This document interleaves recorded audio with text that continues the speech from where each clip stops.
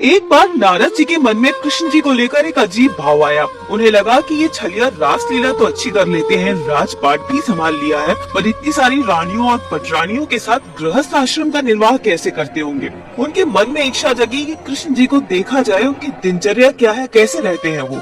और इसी मंशा से वो पहुंच गए द्वारका, उनके महल। देखा वो रानी रुक्मणी जी के साथ है और नारद जी को देखते ही कृष्ण जी ने उनका स्वागत किया और पूछा कैसे आना हुआ। इस पर नारद जी ने बोल दिया कि बस आपके दर्शन की इच्छा हुई। कृष्ण जी ने रुक्मणी जी से कहकर उनका सत्कार किया। अब नारद जी दूसरे महल गए, देखा वहाँ भी कृष्ण जी विद्यमान है और उद्धव जी के साथ शतरंज खेल रहे हैं। जैसे ही उन्होंने नारद जी को देखा, उनका स्वागत किया, पाँव पखारे। नारद जी चलकर अब उनके दूसरे आवास पहुँचे। वहाँ देखा तो कृष्ण जी वहाँ बालकों के साथ बैठे उन्हें सत्संग सुना रहे थे। यहाँ भी कृष्ण जी ने उनकी आवभगत की।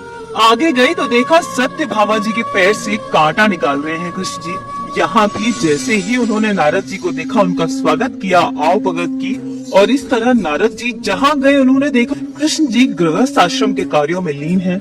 जब नारद जी थक गए और एक जगह बैठ गए तो कृष्ण जी ने उनसे कहा कि तुम्हारे आने की मंशा मुझे पता है नारद, और ईश्वर होते हुए भी तुम्हारी आवभगत कर रहा हूँ, क्योंकि इस समय तुम मेरा गृहस्थ आश्रम देखने आए हो और गृहस्थ का आदर्श प्रस्तुत करने के लिए तुम्हें अतिथि मानकर तुम्हारा सत्कार कर रहा हूँ, वरना इसकी कोई आवश्यकता नहीं है, क्योंकि हो तो तुम मेरे पौत्र यानी मेरे पुत्र के पुत्र। अब नारद जी को अपनी गलती का एहसास हुआ और उन्होंने फौरन कृष्ण जी से माफी मांगी।